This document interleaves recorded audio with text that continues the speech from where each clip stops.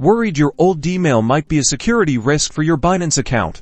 Let's fix that. First, head over to the Binance website or open your Binance app and log into your account. Once you're logged in, locate the profile icon. It's usually in the top right corner on the website or within the app's menu. Click on it to access your account settings. Next, look for the security section. This is where you can manage all your security settings, including your email address. Click on security. You'll see your current email address listed next to it.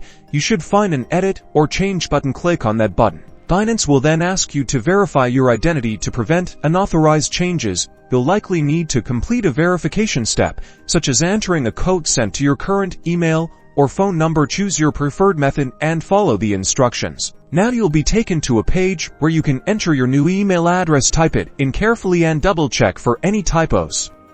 Then, confirm the new email address in the provided field. Binance will send a verification link to your new email address. Go to your inbox and find the email from Binance. Click the verification link in the email to confirm that you have access to the new email address. This is a crucial step to finalize the email change. Once you've clicked the link and verified the new email, you'll be redirected to Binance, where you should see a confirmation message that your email address has been successfully updated. And that's it. You've successfully changed your Binance email address. Always remember to keep your information secure and up to date.